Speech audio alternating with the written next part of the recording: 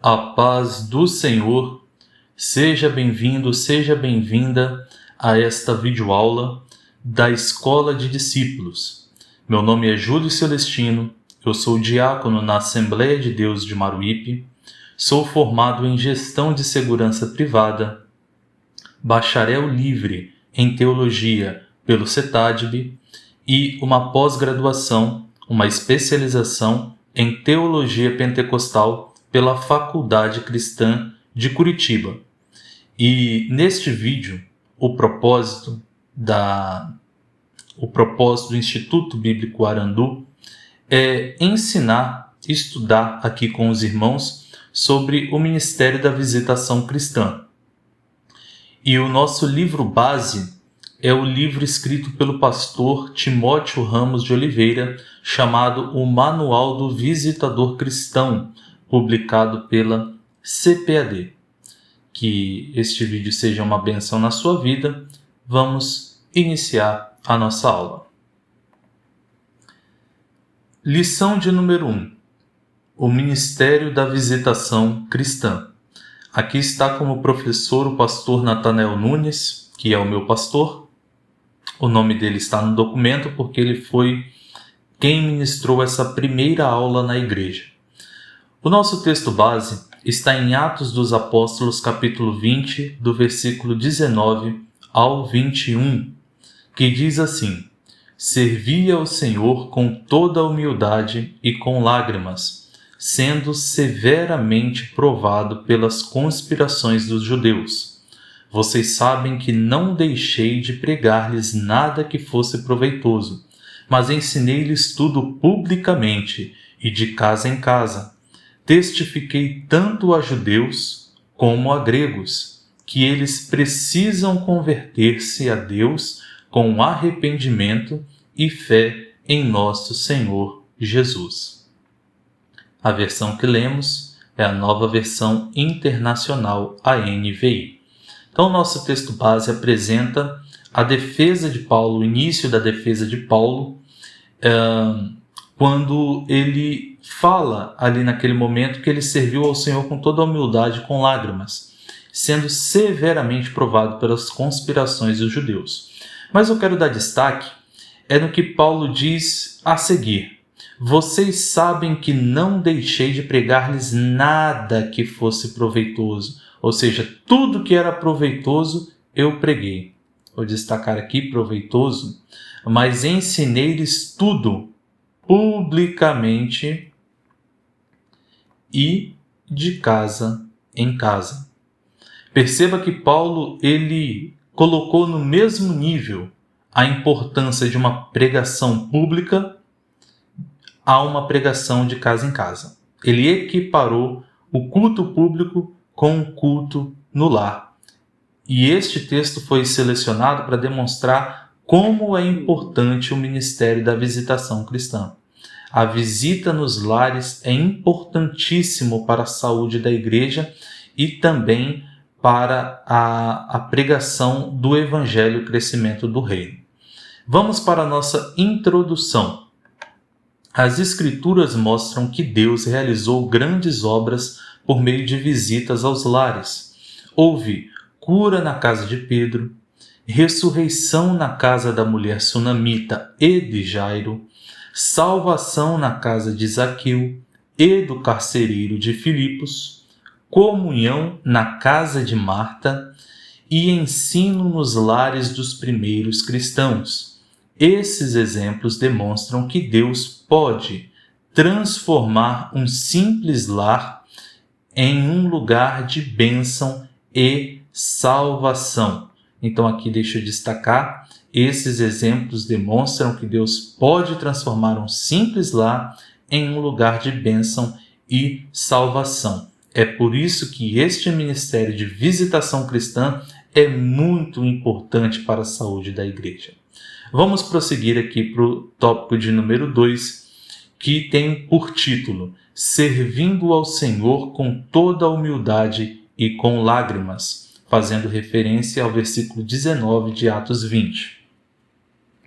Ao se despedir dos irmãos de Éfeso, Paulo declarou que havia servido ao Senhor com humildade e lágrimas.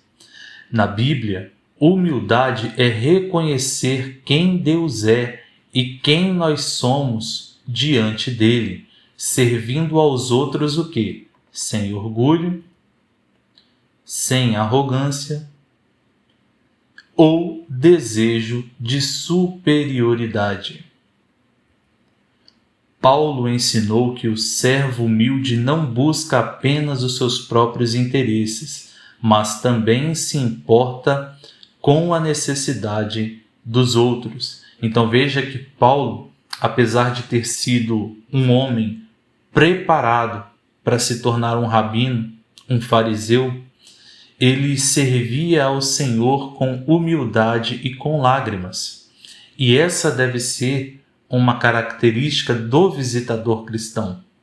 Tá? Nós não podemos ter orgulho, não podemos ter arrogância e nem podemos chegar na casa de alguém com um ar de superioridade, como se nós fôssemos mais importantes do que aquela pessoa que está sendo visitada.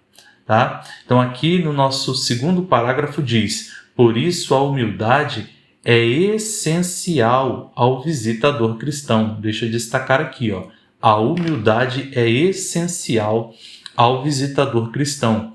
Ele não entra em um lar como superior, mas como servo de Cristo, disposto a ouvir, ajudar e ministrar com amor. Além disso, a visita abençoa tanto quem recebe quanto quem visita. E depois você pode, com calma, analisar cada uma das referências aqui expostas no nosso material de estudo, que eu não vou abrir para que a aula não fique demasiadamente longa, tá bom? Eu quero ser objetivo aqui com o irmão, objetivo aqui com a irmã. Então, a humildade é essencial ao visitador cristão. Nós não podemos chegar na casa da pessoa que está recebendo a visita como se fôssemos superiores. Independente se ela for católica, espírita, desviada, alguém que nunca conheceu Jesus, não. Nós não podemos chegar com o nariz em pé e olhar altivo. Tá? Nós temos que chegar humildemente e, de preferência, tendo derramado lágrimas em oração antes da visita, para que Deus possa fazer a obra naquele lar. Prosseguindo, tópico de número 3, que tem por título Anunciar apenas o que é útil no culto público e nos lares. É o versículo 20 de Atos 20. Paulo ele disse: tudo que foi útil, tudo que é útil eu preguei, publicamente e de casa em casa. Então veja que Paulo, quando ele ia a público ou no lar de alguém, ele ia com uma missão. E que missão era essa? Pregar o que era útil. Então veja aqui, ó, um erro comum é pensar que a visita cristã é uma oportunidade para conversar sobre esportes, política e outros assuntos alheios ao seu propósito. Então, irmãos, isso é um erro comum. Se você já participa de visitas, você já deve ter presenciado isso. É um erro comum a pessoa chegar no lar e começar a falar sobre esporte, sobre o UFC, sobre política, enfim, sobre jogos eletrônicos, e acaba fugindo do propósito da visita. Então aqui o nosso material de estudo diz: o visitador deve manter o foco naquilo que realmente importa, pois uma bênção pode rapidamente transformar-se em motivo de tropeço. Então veja, se eu chego na casa de alguém para levar uma palavra de salvação, uma palavra de alento, uma palavra de Deus para aquela pessoa, e começo a falar de outros assuntos como política, por exemplo, pode acontecer de que o político que eu tenho algum afeto não seja o mesmo político que a pessoa tenha afeto, ou o atleta que eu gosto não seja o atleta ou o time que a pessoa gosta. Então aquilo que era para ser uma bênção acaba se tornando uma reunião de mal-estar. ou pior ainda, pode se transformar em uma discussão.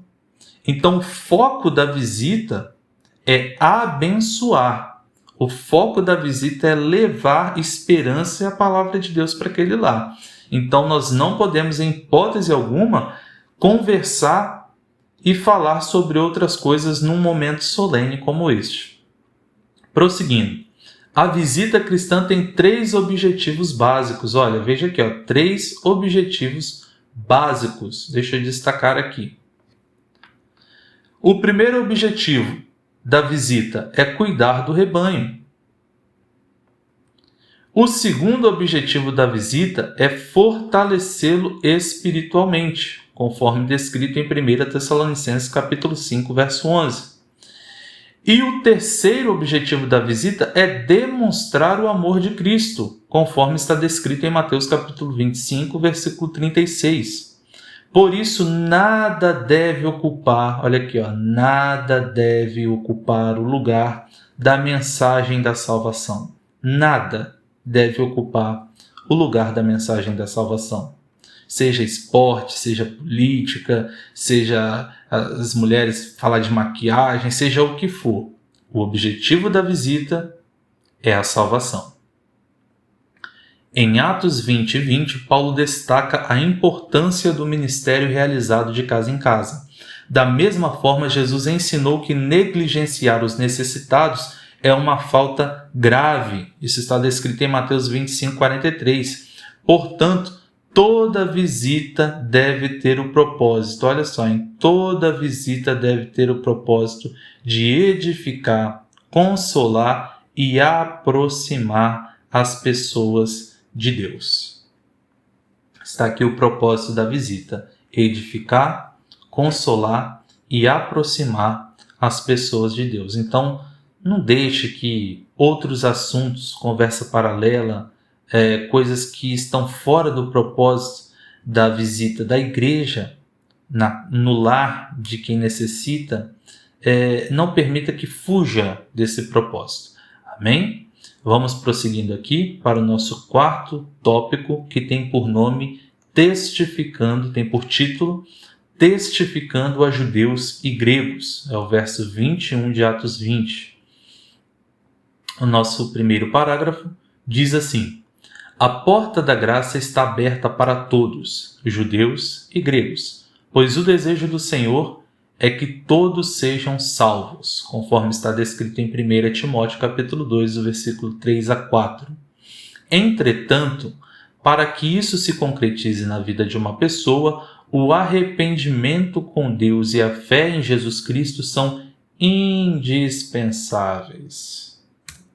Indispensáveis. Por isso, o foco principal do testemunho de Paulo, tanto em público quanto nos lares, era anunciar a mensagem da salvação. Vou destacar essa frase aqui porque ela é muito importante. Tá?